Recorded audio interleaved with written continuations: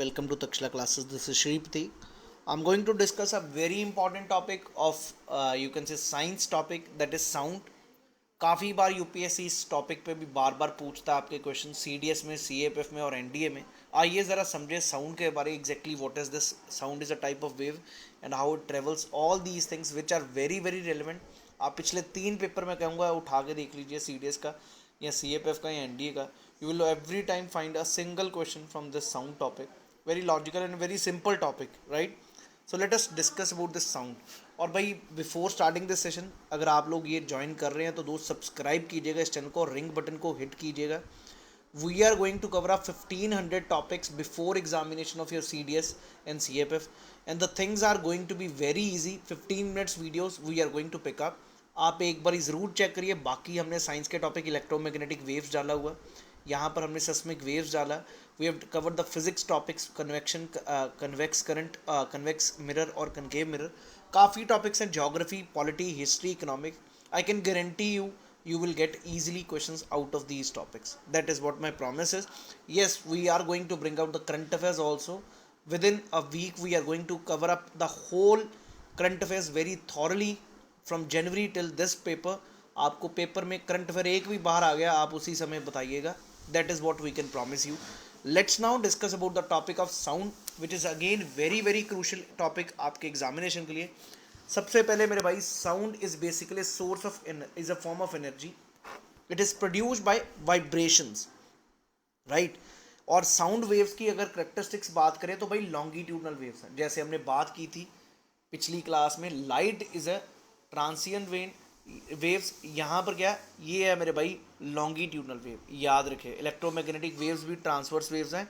ये जो है लॉन्गिट्यूडनल वेव्स हैं. उसका लॉजिक भी आपको समझ आता होगा. लॉन्गिट्यूडनल वेव्स जो rarefaction parallel to the propagation move करेंगी, not like this one, this is transverse wave. ये पैरेलल होंगी प्रोपगेट, जैसे compression then rarefaction, compression, rarefaction. इसको कहते हैं हम पैरेलल मूवमेंट. हम बात करेंगे आगे क्योंकि the particles are vibrating parallel. Second point, they are elastic waves, very very important. They need a material medium for their transmission. This is very important. ये वैक्यूम में नहीं चलती, इनको मीडियम चाहिए जिसमें ये ट्रेवल करेगी साउंड. आइए ज़रा अगली चीज़, they can travel in solid, liquid and gases. ये भी चीज़ याद रखें. सबसे फास्टेस्ट वो किस पे, वो भी देखेंगे. मैक्सिमम स्पीड इसकी सॉलिड में होती है और मिनिमम किस में होगी, गैसेस में. ये भी चीज़ याद रखिएगा. और it depends on the elasticity. That is what we are going to understand. और कई बार सॉलिड, लिक्विड, गैस की जगह देगा स्टील, वाटर और एयर, तो easily you can answer. Solid में हमेशा मैक्सिमम स्पीड होती है. We hear different kinds of the sounds in our daily life. Pleasant sounds are called as musical sounds. Unpleasant sounds are called as noise, noise, loud sound, high-pitched sound, etc. The factors on which the loudness depends or the pitch depends. This is what they have asked in the previous year CDS में. बात करेंगे भी wavelength पे depend करती loudness, और pitch जो कि normally लड़कियों की ज़्यादा होती वो डिपेंड करती है फ्रीक्वेंसी पे. ये चीज़ को समझेंगे, बहुत ही इंपॉर्टेंट है ये भी चीज़ जानना. हमने साउंड का कुछ भी टॉपिक नहीं मिस करेंगे इस सेशन में. ओरिजिन ऑफ साउंड, साउंड हमेशा ओरिजिन कहाँ से होती है, वाइब्रेटिंग बॉडी से. In some cases the vibration of the source may be very small or be very large. It may not be possible to detect them. For example, अगर आप tuning fork है, drum भी आपने अगर कभी बजाया दोस्त, तो दोस्त वो वाइब्रेट करता, आपने अगर देखा हो. क्लियर है. बेल, वो भी अगर आप मंदिर की घंटी पे आप मारते हो घंटी, तो वो वाइब्रेट करती है जिस कारण साउंड प्रोड्यूस होती है. अगर आप मंदिर की घंटी का जो बाहर का कवर है उसको पकड़ के रखो तो साउंड की आवाज़ नहीं आएगी ज़्यादा, बिकॉज उसकी वाइब्रेशन कंट्रोल हो जाएगी. सेम वे अगर आप स्ट्रिंग ऑफ गिटार को भी पकड़ें, अगर आप वाइब्रेट करते हो तो दोस्त वो वाइब्रेट होती है जिसके कारण आवाज़ आती है. So all of these are basically the type of vibrations only. Even जो इंसान की जो वॉइस है वो कहाँ से निकलती है, vibration of the vocal cords. And the sound from musical instruments is due to vibration of the air columns, क्योंकि अंदर के जो एयर कॉलम्स है वहाँ पर एक वोकल कॉर्ड है जो आवाज़ वाइब्रेट करता है जिस कारण ये आवाज़ आएगी. Sound travels in the form of longitudinal wave and requires a material medium for its propagation. That is what we have discussed till now. आपको साउंड का बेसिक अभी तक आइडिया मिला कि यार ये प्रोड्यूस कहाँ से होती है, वाइब्रेशन से हमेशा. आइए ज़रा आगे देखें दोस्त. वेवलेंथ क्या होता है इसमें, फ्रिक्वेंसी और ये चीज़ें. Wavelength distance between the one oscillation and the frequency, बिल्कुल जी, ये जो है ये वेवलेंथ है मेरे भाई, यहाँ तक जो है ये वेवलेंथ है। उसके बाद frequency is number of oscillations per second in that, and the product of wavelength and frequency is called as wave velocity. Frequency और वेवलेंथ का जो मल्टीप्लिकेशन होता है वो वेलोसिटी होता है। ये सिंपल है, C is equal to mu lambda, आपने पढ़ा ही हुआ, वही चीज़ हम बात करेंगे। अब अगर बात करें स्पीड ऑफ साउंड की, तो is due to collision of clouds the flash of lightning due to collision of sound is seen much before. ये भी आपको समझ आता है क्योंकि speed of light is maximum, सबसे ज़्यादा अगर दुनिया में सबसे स्पीड है तो वो लाइट की है।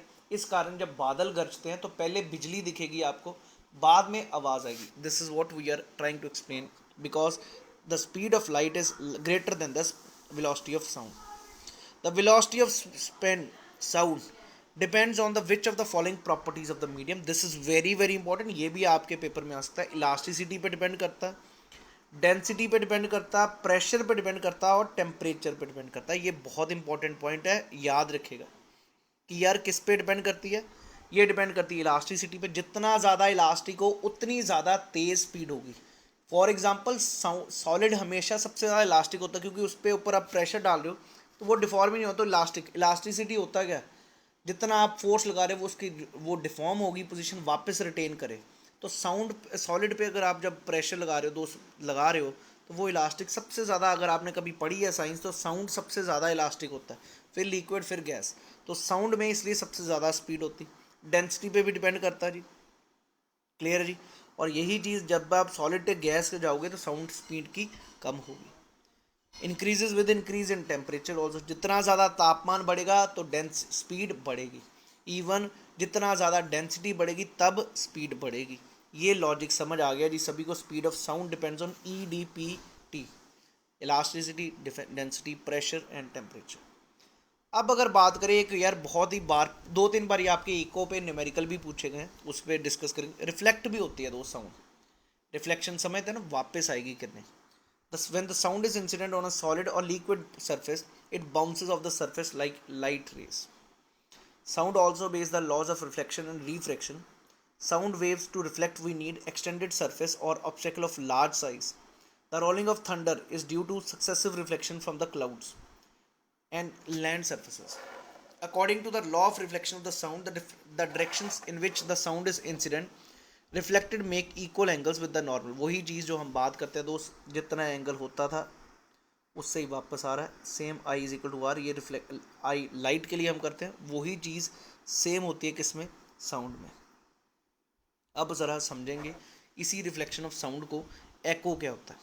Like all waves, sound waves can be reflected, they suffer reflection from the large obstacles. As a result of reflection of sound wave from a large obstacle, the sound is heard, which is named an echo. Ordinarily, echo is not heard as the reflected sound, it gets merged with the original sound. इस चीज़ को certain conditions have to be satisfied to hear echo. समझिए जी, echo का मतलब echo गूंजनी आवाज़, आप जो बोल रहे हो वो वापस आपको ही सुनने को मिल रही है, that is reflection, और उसी को हम echo कहते हैं। The sensation of any sound persists in our ear to about 0.1 second, and that is what we call it as persistence of hearing. If the echo is heard within the time interval, the original sound and its echo cannot be distinguished. अगर वो उसी time के बीच में 0.1 second के बीच में वापस आ जाती है तो दोस्त आपको पता ही नहीं चलता कि एको हो रहा है कि नहीं। So the most important condition for hearing an echo is that reflected sound should not reach the air only after a lapse of 0.1 second from the original sound goes off. very very important दोस्त, आपको एको तभी महसूस होगी जब वो 0.1 second के बाद आए वापस, क्योंकि नहीं तो 0.1 सेकेंड में पहला वही साउंड रहता है। ये चीज़ याद रखिएगा, this can be a good question also. ये सब NCERT से ही हमने कवर किया है।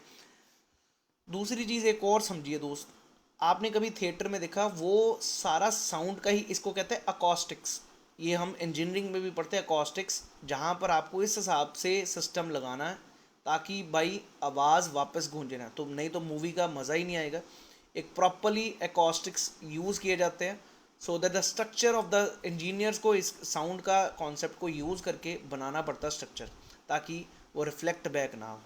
कई बार आपने साउंड म्यूजिक सेशन में भी देखा होगा, साउंड को एब्जॉर्ब करने के लिए रुई लगाई होती है चारों तरफ से ताकि साउंड गूंजे ना वापस। तो काफ़ी तरीके हैं, उस चीज़ को भी हम देखेंगे कभी। अभी इतना एटलीस्ट एको समझ आ रहा है जी। अब कंडीशंस कौन कौन सी हैं जब एको चाहिए? The size of the obstacle must be large as compare to the wavelength of the incident. This can be a question in your paper also. ये जो रीजंस है ये याद रखना कि भाई ऑब्स्टेकल का जो साइज हो और रिफ्लेक्टर का compare to the wavelength of the incident sound should be larger.